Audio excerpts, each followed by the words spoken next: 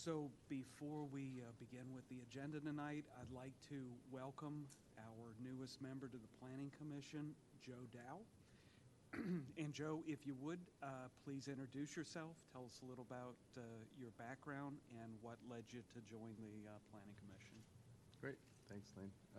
So I've been in Radnor for somewhere around 24 years now. Came initially, went to Radnor Middle School, high school, left for college, and then was here on and off since then, and recently moved into Wayne 2 years ago with my wife and 2 kids. So have a renewed interest in sort of the long-term evolution and development in Radnor. Excited to be part of the dialogue and participate in this group here. Personally and professionally, I've always had an interest in real estate. Currently working more on the technology and data side in that space. But thanks for having me. Great. Welcome. The first item on the agenda is the approval of the minutes for the June 3, 2024 meeting. These minutes were distributed to the commissioners in advance of today's meeting. And before I ask the commissioners for any proposed changes to the minutes as distributed, I want to note a couple corrections. First correction is the minutes reflect that I was both present and absent. And I was traveling for work, unable to attend that meeting, so I just want to make sure that I'm marked as absent. With regard to the vote on ordinance 2024-04, I reviewed the video from the June meeting and saw that the vote on section 2 of that ordinance was to not recommend approval. And the vote, as I saw it, was 4-2. And that would be 4 in favor being Fruman, Kim, Kunda, and Lahota, and the 2 against being Commissioners Brubaker and Golis. That's correct. Okay. So that was with regard to section 2. The vote on section 4 was to not recommend approval, and that was a vote of 5-1.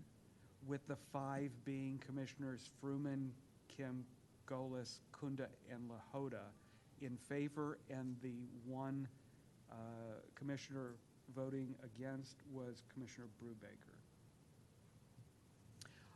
And I'd ask that those items be corrected and clarified in the minutes. Do the commissioners have any other changes to the minutes? Okay. If we don't have any additional changes, could we have a motion to approve as amended? So moved. Second? Second. All in favor? Aye. Aye. Unanimous? Thank you.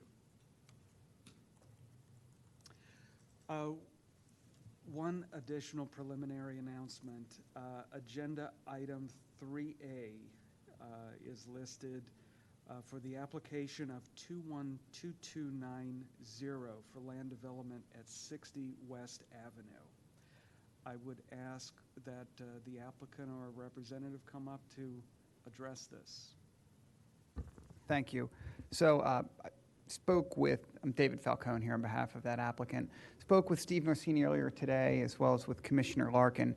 The intent tonight was only to kind of open the discussion on it, but we are planning and have scheduled a meeting with the neighbors on this project for Wednesday of this week.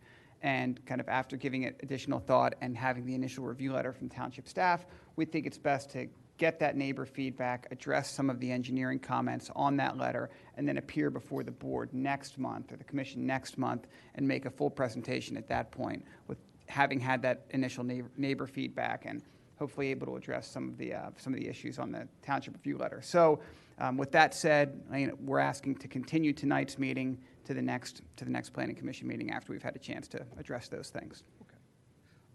So 2 questions for you. Yes. One, do you know where the meeting's going to be? And if you don't, is there a way that folks could find that out? I do not know where the meeting is going to be. I will not be in attendance. No legal will be there. I know that Commissioner Larkin will be. I know that he's helping to facilitate these meetings as part of the conditions of the conditional use approval, as well as the applicant. I can see if I can get that information, and if I can get it while we're all here tonight, I can come back up and offer it so that it can be made available to folks in the internet world. Even better. Okay. And then second, are you giving an extension for the delay? We are, and I spoke with Mr. Norsini about that as well. We'll be submitting a letter granting the extension for the township to take its initial action, but we waive that requirement at this point. Okay. So at this point, thank you. Thank you. And at this point, we could move to table. Seeing that we're not going to substantively discuss it, I don't think there's a need for any public comment at this time. Hold on. I'll make a motion, table. Second. Yes, sir. The meeting will be Zoom. Meeting will be Zoom. Yes. And where can folks get a link to that? I don't have that information, but I can be, Is that something that? can they get that through the township? Do you know, Steve, if they can get that information through the township for that Zoom meeting? How about this? We'll provide the information to the township, and they can So- get it from the township. And we'd like to post it on our website. I mean, still the applicant's job Right. to get the residents, whomever that group may be, but we'll post it on our website. That would be great. So we'll work with the township to make sure that it's properly posted, and then we'll see if we can push out an email to the folks that we've had correspondence with in the past. Great. Okay? Thank you so Thank you. much. So we have a motion to table, and that was by Golis, and we have a second by Kunda. All in favor? Aye. Aye, unanimous? Thank you. Okay, the next item agenda is proposed ordinance number 2024-04.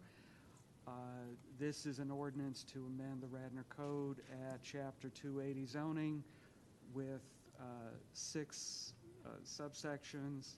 Section 280-4 building heights, Section 280-53.12 off-street and on-street parking, Sections 280-5317 point B and D special use areas, Section 280-135 requiring evidence of sewer capacity and conditional use applications, Section 280-137 prohibiting multiple conditional use applications on same property, and Section 280-144 expiration of special exceptions and variances.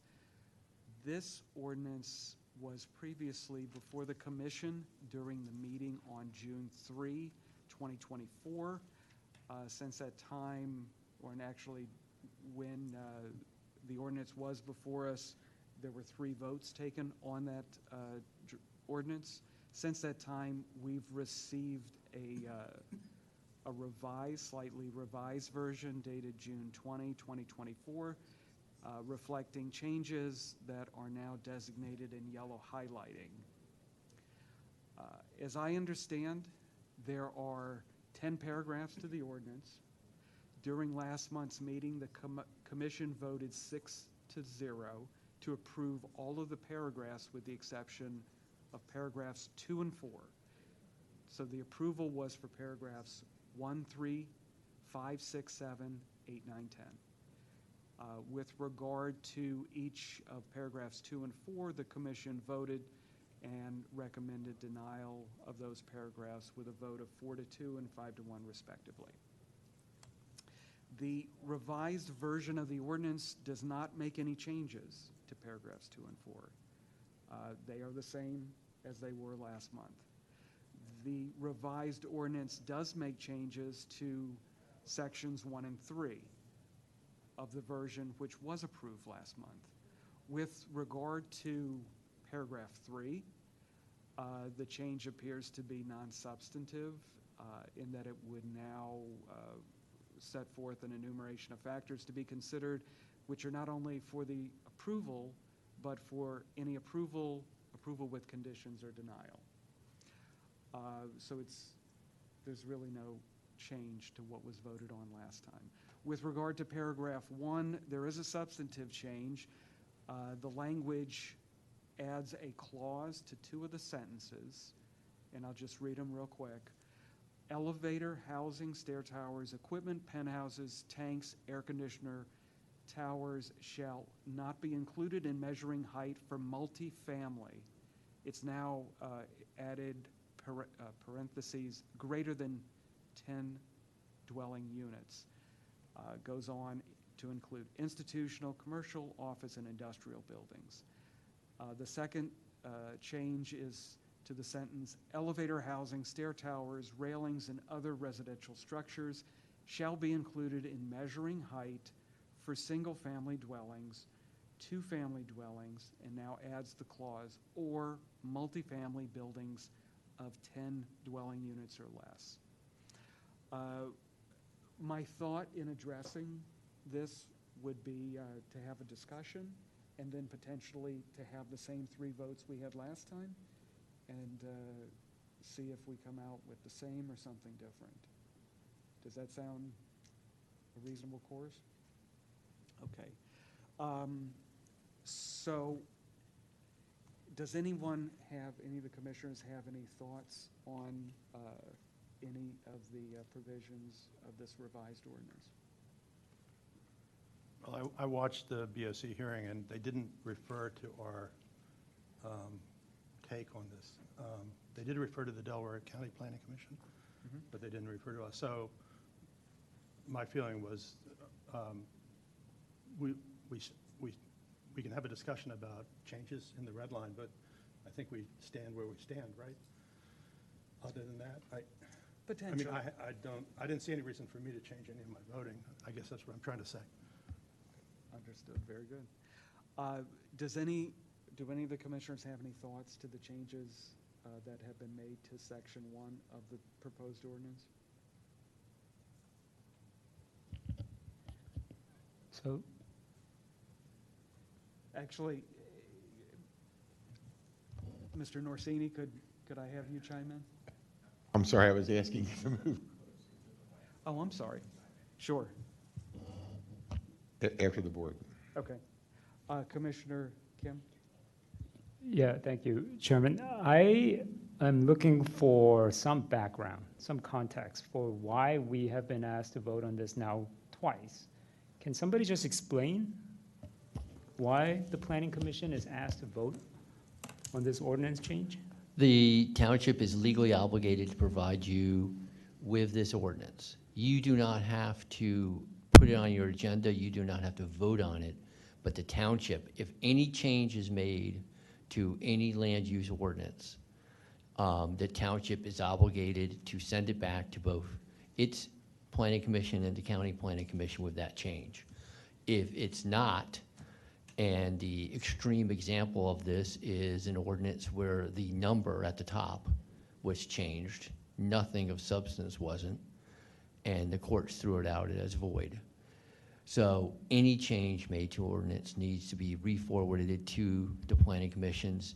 You're needed to be given 30 days to review, and then only then can the Board of Commissioners then consider adopting it. So that's why it's come back to you, because these changes have been made and we're obligated to send it back to you. If the Planning Commission says we're not going to review it, that's fine. If you're going to say, well, we don't care about the changes, we're stick to our last vote and that's what we're going to do, that's fine also. So that wasn't the question I had. I understand the procedural component of it, but I'm asking why? What prompted this change? Were citizens concerned about density in the WBOD? Was there a contingent who was afraid that it might be buildings built too tall in the WBOD?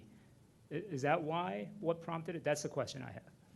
Meaning the ordinance originally, or the latest changes to it since the last time this planning commission looked at it? The changes. I have no idea why these 2 changes were made, I'm sorry. So for what it's worth, Section 3 doesn't seem to be much of a substantive change. It's a wordsmithing to allow to say the enumerated items are for consideration of both approval and partial approval and for rejecting. So that doesn't seem to be an issue, just cleanup. The Section 1 has a somewhat of a substantive change. It doesn't necessarily make it an actual change, but it's a wording change to now take in, units or buildings that have units up to 10. Whether that changes how you viewed that section or not, I don't know.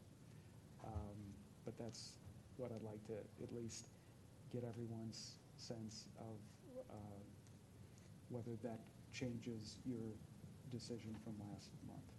So the way this went down, as far as I was concerned watching it, was the Board of Commissioners was introduced this at their last meeting, I think, introduced these ordinance changes.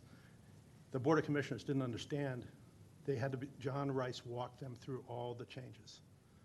During that time, Baron Gemmer, other people from the public came up, made recommendations. John Rice accepted some of that. So that's some of the red line changes started to happen. Why we, besides procedurally, why we have to hear this or deal with this, I agree with you. I don't understand. We're going through a comprehensive plan rewrite. Let it be. I mean, I think maybe your point is what's the rush, right? So that's not that does not come out in the Board of Commissioners meeting. No, that's not addressed. It's just Commissioner Larkin was very concerned about certain things in these ordinances, and Commissioner Abel was concerned about height. They didn't even talk about the parking, except for the township zoning officer explaining to the Board of Commissioners why he thought the parking situation was inequitable for some merchants. So that, so after I watched that, I was like, I'm just gonna, if someone says, how are you voting? I'm gonna vote the same way I voted before. I don't see anything that different. That should be that. Okay. So I wasn't at last month's meeting, although I did watch it. And I do have a question with regard to the parking, which is section 2. And I heard what all of the commissioners had to say, but I would ask staff if you could comment on section 2. Yes, Mr. Vines. So, as you noted, what Mr. Goles noted, my colleague had stated. So currently, in the WBOD, if you are a building owner and you have no parking specific to your building and you come in for development or to change your restaurant, you're not required to provide parking spaces. It's the public spaces in Wayne that you will use. If you have 1 or 2 or more spots, it is actually punitive, because now the ordinance states you must accommodate all parking for your building. So, and most of those buildings don't have considerable parking. So there's literally buildings with 2 parking spaces that when they come in, they're going to end up going to zoning hearing board, but because of those 2 parking spaces, they're required to provide parking for their project. And B addresses new development. Parking spaces for new or redeveloped buildings shall be located in the rear, side, or underneath of the building and comply with the following requirements. So 158, 165 Lancaster Avenue, which has already gone through land development and through you folks, they're raising that building and they're putting up apartments, and they're meeting all their parking requirements by placing the parking under the building. And so a developer has that option, or as it says, side or rear. So, like I say, I think A is just making things more equitable to the property owners in the WBOD who are trying to further their business or create, something new. And B addresses, if you're doing a new or redeveloping a building, well, then you do have to comply with all the parking requirements. You're going to have to build underground parking or side or rear parking. It's for the folks, the owners in the existing buildings who are not going through, land development, that are getting penalized in essence by having 1 or 2 spaces. And that's my take on those 2 items. Okay. So for the folks who have no parking, they're at an advantage over people that have just 2 spaces. So let's take a restaurant, for instance. You have a restaurant with first floor seating, and you're going to expand to your 2nd floor. There's certain things you're going to have to do, but if you have no parking associated with your building, and you meet all the other requirements of that expanded seating, you're fine from a parking standpoint. But if you have, let's say, 1 or 2 or 3 parking spaces, now the ordinance says you must comply and provide all the parking, right? Which is almost an impossibility if you're not redeveloping the site. So in my humble opinion, yes, it does put those property owners at a disadvantage. This is a more equitable solution. Okay. And I'd ask the solicitor do you have anything to add, or? No, I think Steve explained it. I think the driving force behind this particular provision is that it treats two, business owners, two residents, very differently and really without reason. Okay. And so I think a lot of people in the staff, I think some of the commissioners felt that this was, this inequity wasn't appropriate and needs to be resolved. Thank you. Okay, do the commissioners have any other questions or comments? I have a couple of questions on section 2. I understand the description from last meeting and this meeting sort of regarding existing buildings versus new or fully redeveloped buildings, but I don't know that this reads in that way.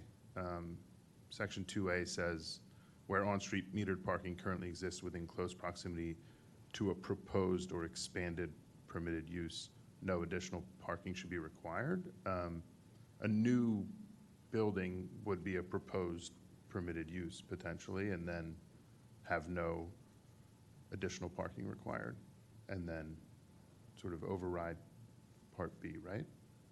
So to that point, so to a proposed or expanded permitted use, so now we're talking about use but not development, right? I guess it's not stated, but that's the intent.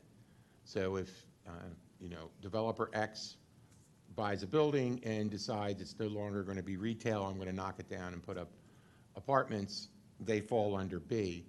But if the restaurant becomes a spa, if that's a permitted use, then that's where they would fall under. Right. I guess in the scenario that a restaurant gets demolished and built as a new restaurant, it sounds to me like that would fall under a proposed permitted use. Well, no, Even because though now it's they're redeveloped. new or redeveloping, it's new construction or redeveloping the site, so they're going to drop under B. Okay. I still generally agree with the comments in last meeting's discussion, as I saw on the video, that this feels like we're shortcutting a process that's underway, and have some concerns in that regard, but nothing else on this one. Okay. Is there any public comment? Okay. Should we take some votes? I think so. Okay. Can I have a motion? A motion for 3 votes? Okay. You want to give me the first motion? I think it was sections 1, 3, 5, 6, 7, 8, 9, 10. Right. A motion to approve. Matt, can you turn on your mic, please? Sorry. Make a motion to approve in the business of ordinance 200-24, is it? It's, yeah, let me try it. So there's a motion to recommend approval of ordinance 2024-04 as to sections 1, 3, 5, 6, 7, 8, 9, 10. There we go? Second? Yeah. Okay, second. All in favor? Aye. Aye. Aye, unanimous. With regard to ordinance number 2024-04, a motion to recommend not to approve section 2. Second? Second by Golis. All in favor of recommending not to approve Section 2? Aye. Is that 3? I saw Commissioner Wu, Dow, and Kunda. And that leaves, got to the math, 4. So in that instance, maybe we should reverse the motion. That motion failed. So new motion to recommend approval of Section 2 of ordinance number 2024-04. Second by Brubaker. All those in favor of the motion to recommend approval? Aye. Okay. Those voting in favor, Brubaker, Golis, Vines, and Lahota. Motion succeeds. Thank you. Finally, a motion to recommend not to approve Section 4 of Ordinance 2024-04. Second? Second by Golis. All in favor of the motion not to recommend approval of Section 4? Aye. Aye. All voting in favor with the exception of Commissioner Brubaker. Motion succeeds. Thank you.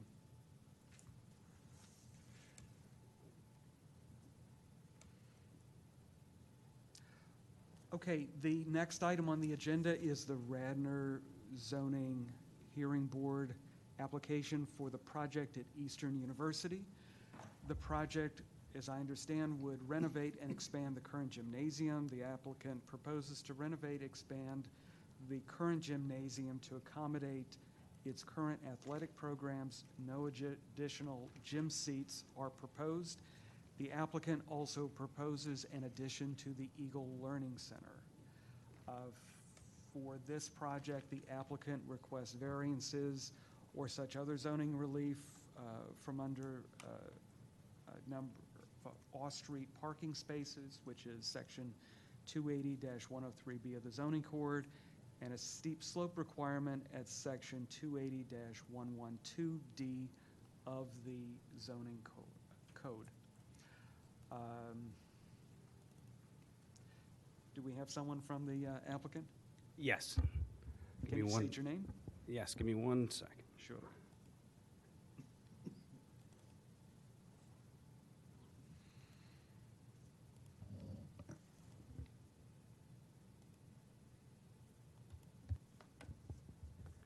Good evening. Rob Lambert from Site Engineering Concepts here on behalf of the applicant. I have Trevor Jackson from the university here and Jim Hocker from Durkin Edson, the architects, available for any questions. So we're here tonight. This will be coming later for land development. This is simply a recommendation to the zoning hearing board. We're asking for 2 pieces of relief, as you pointed out. One was for parking, and the other one was for steep slopes. When I walked in this evening, one of the planning commission members asked, didn't you just ask for this relief? And the answer was yes. So to give you a little background, we had Workman Hall, which is currently under construction. It was proposed in 2023 and had the same 2 pieces of relief. So it was a parking relief related to the construction of new square footage on the campus. And there was steep slope relief where improvements were constructed over slopes that were built as part of the adjacent parking area. So this is very similar relief. We're proposing 2 projects. One is the Eagle Learning Center, which is closest to Eagle and King of Prussia roads.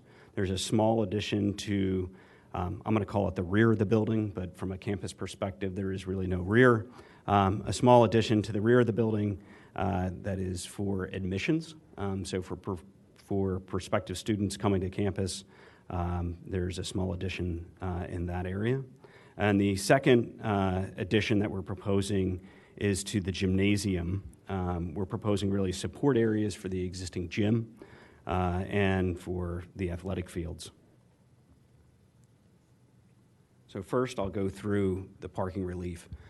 As many of you may know, for institutional uses, the way the code is interpreted is that every square footage of every building must be counted in the tabulation. What this does is it really inflates the number of parking spaces required whenever you build square footage, because really these two projects are just enhancing existing facilities, not, they're not geared toward, increasing student population, they're not geared toward increasing staff. It's really servicing the existing populations, and the existing populations are really what generates the parking requirement. Let's see here. I'm going to go through the two floor plans quickly. So this is the Eagle Learning Center. You can see on the first floor, there's a small meeting room. So this is for prospective students, their parents, guests come in. They would be able to have a small presentation. There are offices on the second floor, and some of these can be private offices. So if you're talking about your financial aid needs or something more private, that you're able to have private offices. And on the third floor, there's a small meeting space, conference room area for admissions. For the gymnasium, these are really, although it's a larger footprint when you look at the existing building, these are really support spaces. So right now, there's a lot of shared office space, team rooms, locker rooms. Everything gets shared between various sports. And so this is really trying to separate that, create better visitor locker rooms, have actually dedicated team rooms for different sports, have a team meeting room, right? So if you have a meeting room area. So looking at the first floor, there are some kind of a bar of proposed bathrooms. So these will be, anybody coming into the building to go to the gymnasium, the proposed bathrooms, some referee dedicated bathrooms. There will be a visitor team room kind of across the hall there. And then we have kind of on the bottom of the page, specific team locker rooms. Again, the same specific team locker rooms across the top of the page. I believe this is a two-story dance space on the kind of the very far left. And then going upstairs is you have dedicated coach spaces. And so coaches will actually have their own desk and office space in the building. I mentioned the team room, and then really a wrestling room. So you can see out of these improvements, there's really nothing generating a parking need, although there's a large parking requirement based on the code. So we went through the numbers. Could I just ask you a quick question? Sure. With regard to the second floor and the offices, which are noted in green, Yes. are all of those areas new office spaces? Yes. And who again would be in these office spaces? It's really the coaches, so the athletic coaches that don't have offices currently. They might actually triple or quadruple up on an office right now, depending on season variation. But it's dedicated office space for the coaches.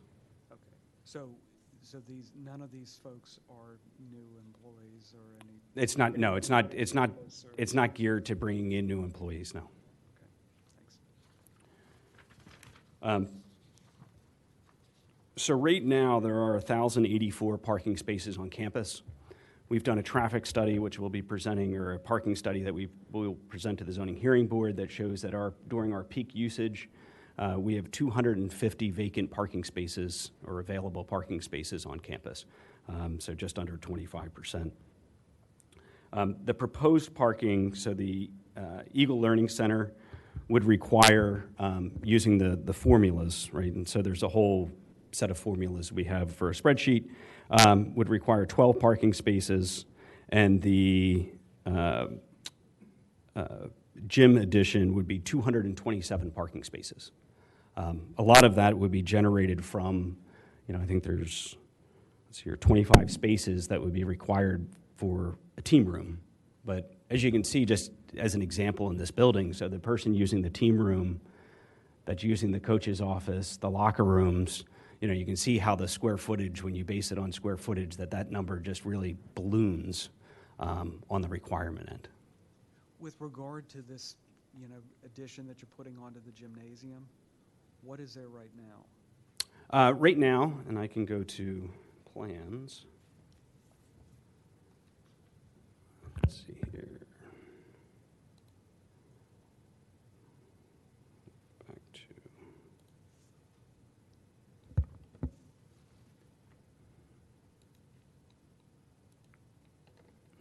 So right now in this area, there's a swimming pool there's a swimming pool right underneath where the addition is, and then there's some parking area adjacent to that.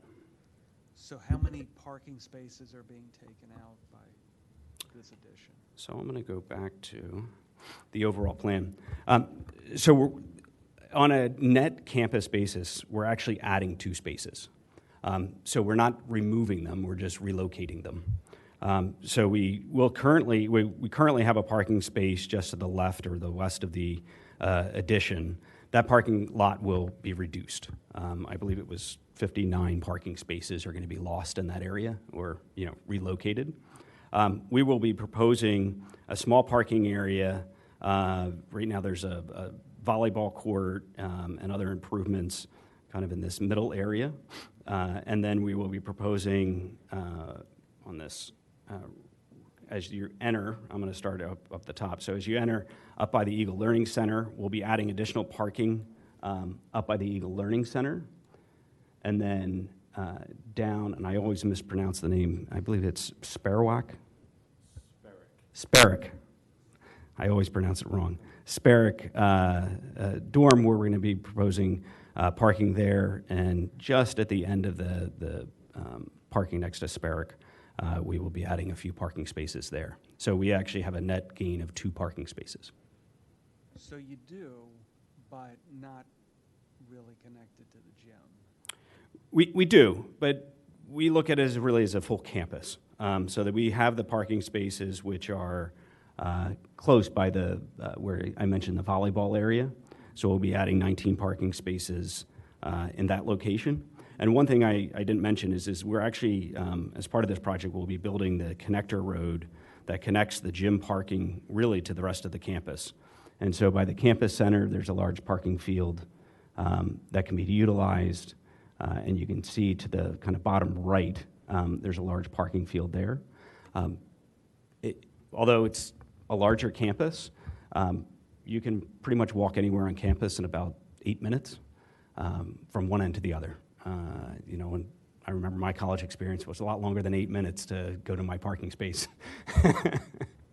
So, one concern is, when you go back to the parking lot that is to the left of the addition, are all of those existing? They will be reconfigured, but yes, there are existing parking spaces in that location. Okay, and when you reconfigure, does it go up or down? It'll go down. That was part of the number that I said is reduced in that. 59. Correct. So the reduction for 59 is the gray parking area and then what's being lost in the blue addition. Is that right? I'm not sure what you I'm mean by sorry. the gray parking area. It says parking Why don't I lot. go to an enlargement? Let's see here nope, wrong one. There we go.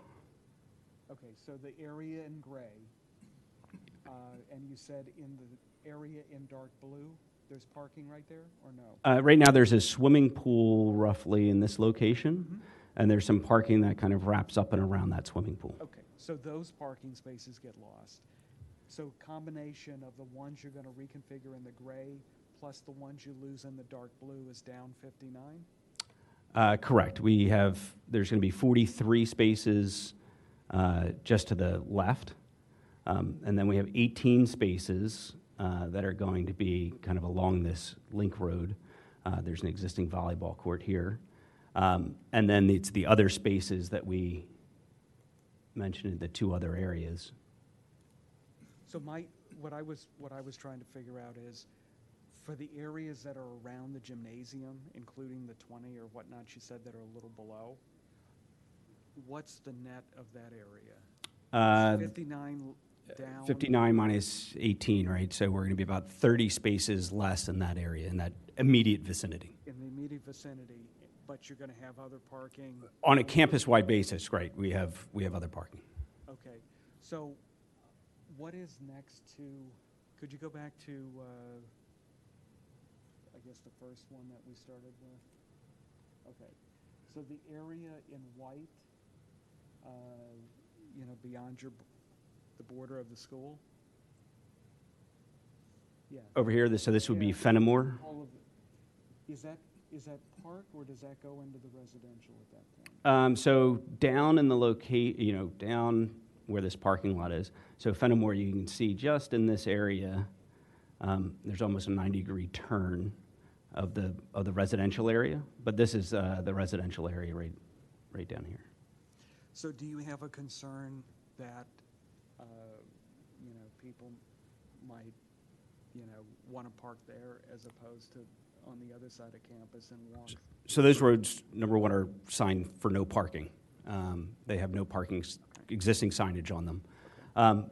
The other thing that this does, the advantage of, is when people come, if you're coming from the south up King of Prussia Road to make a left on the Eagle, you can enter the main entrance, right? And so now you're entering the main entrance.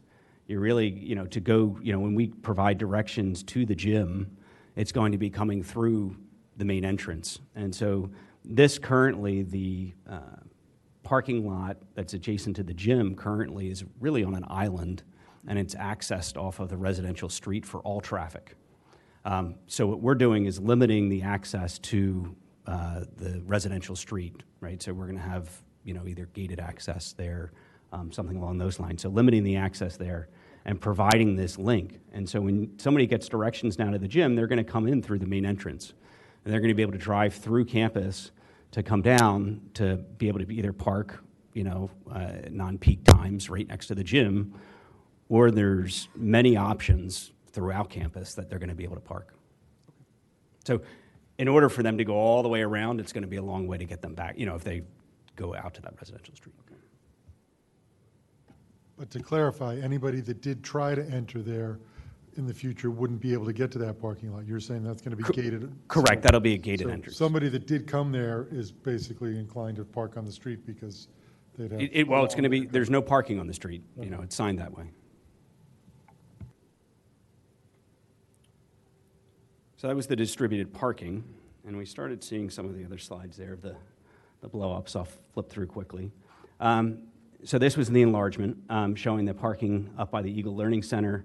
We're also providing a connector driveway behind the Eagle Learning Center to connect to, there's additional parking off to the bottom right, and it connects you back to kind of the main campus driveway. We have proposed parking down here in the corner, and again, up along existing parking. And we added these parking spaces again because we did not want to reduce any parking, although we do have a kind of a 250 space surplus at peak times. We wanted to make sure we added the parking spaces back. We looked at the gym area. Again, this is that link road that connects back to the campus driveway. This is the limited access driveway off to the left.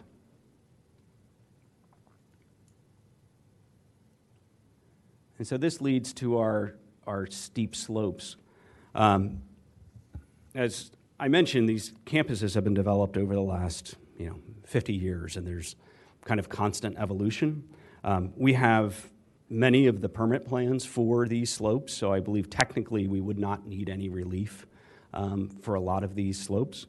But as an abundance of caution, we've asked for the relief, even though, again, we have plans. This is an area that I'm going to show you here. So there are two existing athletic fields outside of the existing gym. The existing athletic field sits at a higher elevation than the existing parking lot, and there's a small slope between the two. It's clearly been manipulated over time. There's a little retaining wall on the east end of that area. In the area of the volleyball, we have the proposed parking, which goes up almost to where the steep slope is, but just to allow for grading in that area. Again, we're asking for relief just for that small piece. In the corner of the Eagle Learning Center, there is a stair and a loading dock. Right adjacent to the stair, there's a small area of slope there. The permit plan shows grading in the area. It doesn't necessarily show exactly the grading that's here. We're going to the zoning hearing board anyway for the parking relief, so we're going to ask for the steep slope relief. And again, the existing parking area, you can see, clearly where they graded the parking area. We have plans again for this area. But again, it's the grading contours in that area. One could argue that they don't show exactly what's here. And so again, an abundance of caution, we're asking for the relief for the steep slopes. So there's the two pieces of relief. Thank you. Any commissioner comment, questions?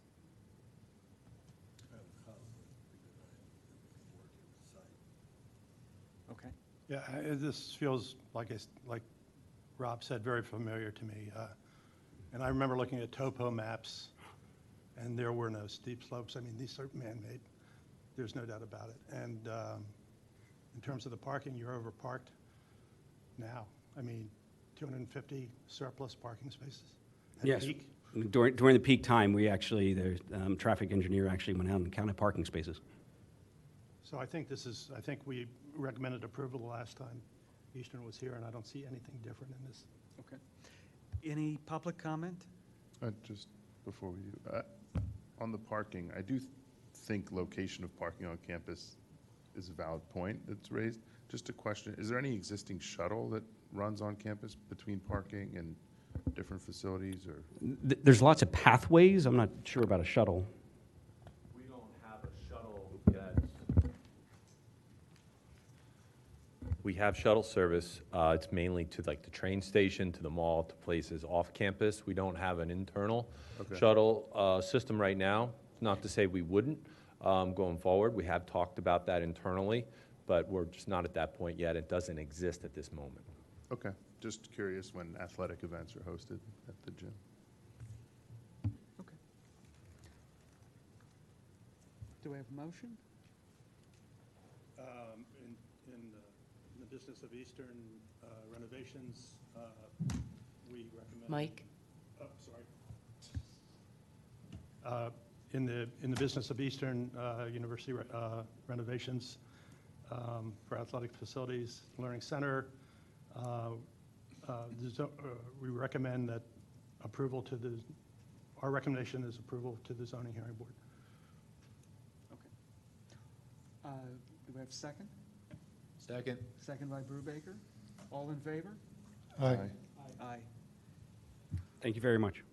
So the vote was 6-0 with one abstention by Commissioner Kunda. Thank you.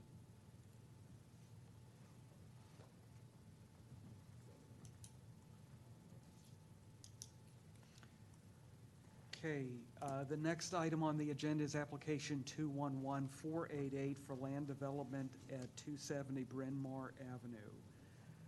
This is an application that seeks preliminary and final approval for the project. This is a Western development project to build a 4-story senior living facility.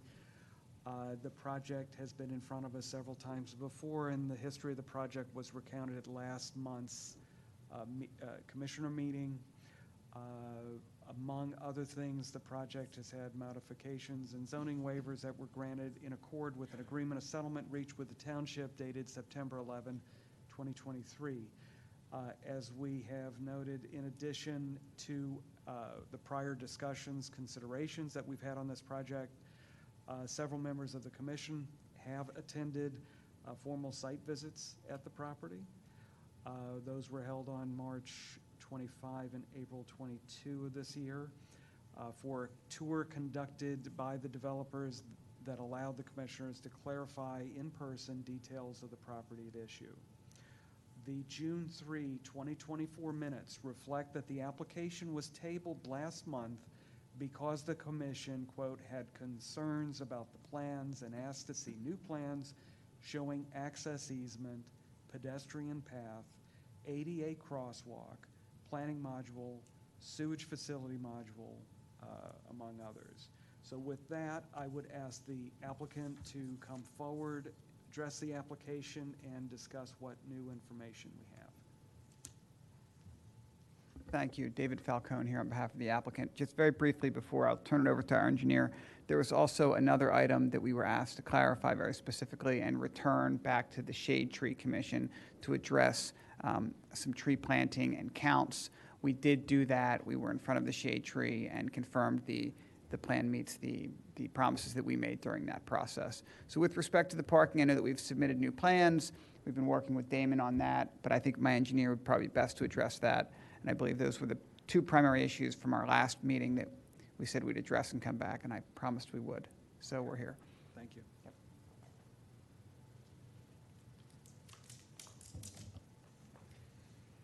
So after last meeting, we did revise the plans and resubmit them. We did get review letters back from both Gilmore, which more related to the parking garage and some comments on that. And then we also have the letter from Gannett Fleming. I'll just run through quickly. So this is the proposed garage plans that have been modified. You'll see there's more striped areas where we removed parking spaces due to coordination. We're still meeting all the parking requirements. And that's also similar for the club level, where you can see we have other parking spaces that were removed due to conflicts. Again, overall, we're still meeting the parking counts for the site. There are a few additional. Excuse me, sir, could you speak, hi. Yep. Speak more in the mic. We're having trouble hearing you over Sorry. here, and there are people who might watch the video who need to hear you. Thank you. There are a few more additional comments in the most recent review letter just to modify some of the parking stalls, but we can comply with that, and it's not going to make any substantial change to the parking garage layout. Any questions on the parking garage? Yeah, just one. Can you show us where on the map there's this issue with the aisle width being less than the 22 feet and going down to the 18.9? So on the plan, this drive aisle here, it looks like it might have actually been modified by the architect, and it's now showing 19 feet 10. It was just had to do with the column spacing, which was reducing it. So yeah, I think at this point it's 19 feet 10 inches is the minimum drive aisle width within the parking garage area. So is it the whole parking garage is 19? No, not the whole parking garage, just this one main drive aisle here. There's also other areas that are larger. I mean, we have 30 feet here. It's just, again, with the column spacing due to the structural design, Okay. the drive aisle was limited. And just to see where the column, can you just point where the column spacing, is it those white markings? Yes. Okay. And there's no way to move those? No, they looked at different options, but to maintain the floor-to-floor heights and clearance within the garage, the column locations are kind of set. Okay. Okay. Commissioners, questions, comments? Do we have any public comment? No. Okay. Mr. Vines, I do have a couple questions. Please. For the record, could you, for our notes and the minutes, could you state your name and what firm you're with? Yeah, Chris Pazinas with Bowler Engineering. Okay, and Mr. Vazinas, so when you enter the parking garage from page left to top, what is the width there? I'm assuming that's where you enter. 31 feet. And then you make the turn and you're at 19? 19 feet 10 inches. And then everywhere else is either 22 feet or greater?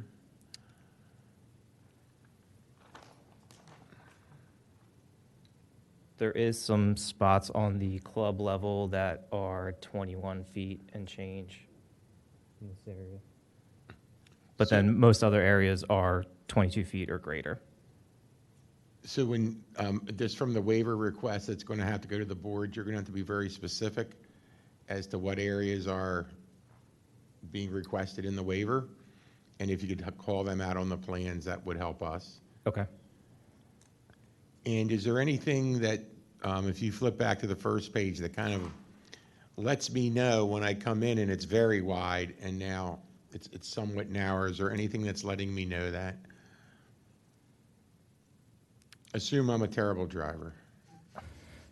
I don't believe there will be any signage for the aisle width reduction based on coming in and making that first turn. I think with the gore striping that was added in the column locations, they're just a natural barrier and indicator for your eye as you're maneuvering around, even with the smaller drive aisles. Very good, thank you. Would there be any harm in putting something like narrow aisle at the entrance and then down where you go into the rest of this parking area? Yeah, I think we could add some kind of signage that could be I mean, added. I'm just to- putting words on the ground even. Is that- Alternatively, Or even consider possibly just striping that entrance to go around that curve so cars can, give them some guidance going around that curve. Yeah, we could add yellow striping to the ground just to kind of divide the lanes to make it more obvious.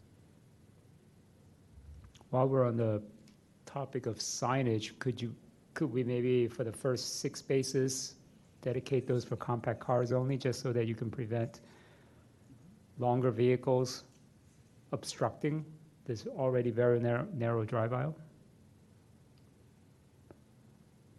So with the column locations and those specific ones, we actually ended up adding the bumper stops. So we have some room, we could make those spaces deeper if that would be the recommendation. With the residents that are parking in here, I'm not sure we want to start designating compact car parking. There is also valet service, so depending on how the operations ultimately happen, we wouldn't want to necessarily restrict that at this point. Okay, yeah, I think moving the bumper stops, if you have the leeway to do that, would also achieve the same outcome. Yeah, well, there's a couple of feet between the bumper stops and the wall. It's just there for wall protection, really. Chris, is there, are residents going to park in both of these underground areas? Are staff going to park in one or not the other, or is it a mix?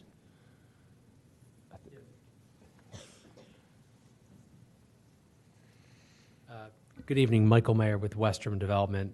That's exactly it. It's likely that in these communities, our experience is there's 3 levels of care: independent living, personal care, and memory care. The only residents that have cars are the independent living residents.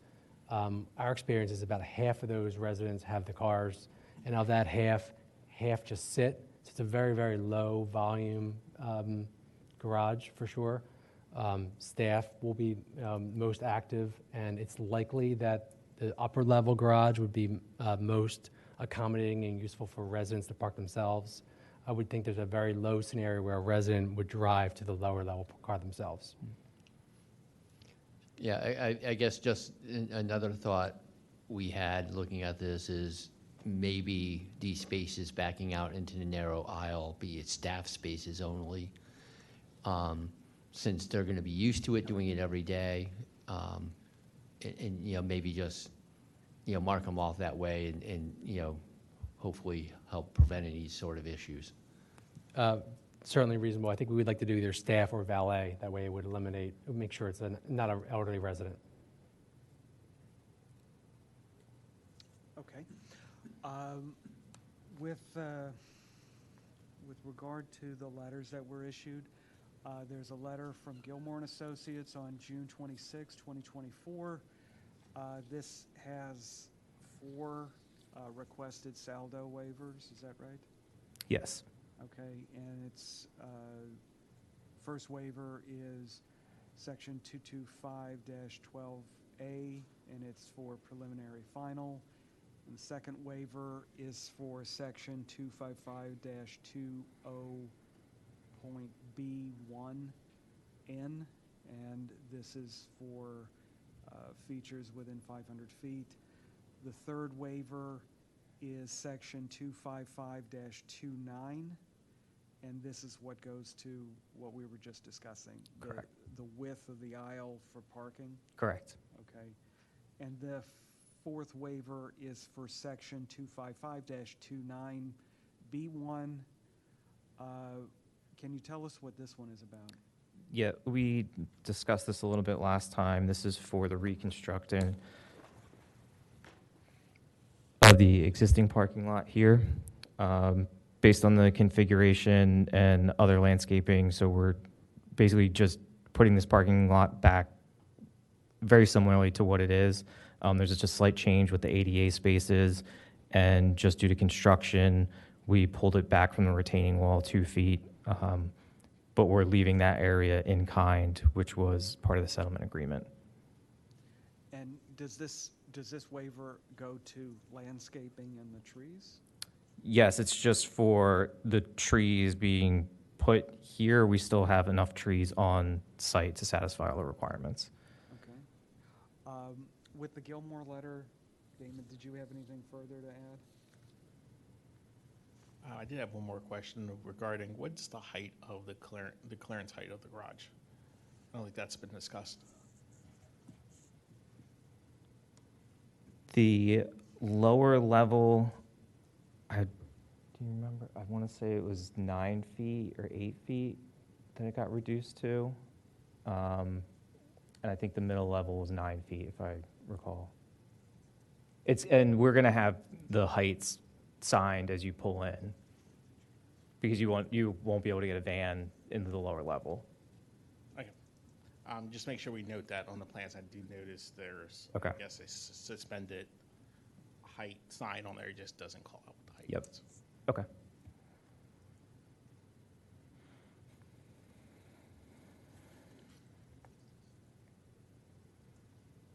So in addition, there's a Gannett Fleming letter dated June 25, 2024, and that has waivers listed. Are those all going to be complied with? Yes. Okay. So both letters have waivers that the township has advised you of? Yes. Okay. With that, do we want to have a motion? Okay. I asked for public. Is there any other staff comment? No, sir. I have one more. It's more aimed at Dave and to the Planning Commission. At the last meeting, there was some discussion about, does the Board of Commissioners have to do caucus? Are we going straight to a final approval? And I looked into that after the meeting. I think there was, what the confusion was, is that in the settlement agreement states that this plan will be treated as preliminary final. So one, I don't think you need to ask for that waiver. It's already been granted in the settlement agreement. Two, there is nothing regarding not doing caucus on this. So I've talked to John Rice, who's talked to the Board of Commissioners. They anticipate doing caucus on this, the same normal two-step process. That being said, I think we might be needing an extension. So if we can get that also, even if you get approval tonight, I think we're going to need one. Yeah, no problem. I'll work with your office, Peter, and with Steve. We'll get you whatever you need. Cool, thank you Yeah, very thank much. you. And just make sure the Planning Commission, that clears everything up for you guys? Okay, thank you. Okay. So with that, I'll make a motion. Motion to approve the preliminary final plan for application 211488, land development at 270 Bryn Mawr Avenue, condition on compliance with the Gannett Fleming and Gilmore letters, and pending all final outside agency approvals. Second. Second by Golis. All in favor? So we have 6 in favor, none against, 1 abstention by Commissioner Dow.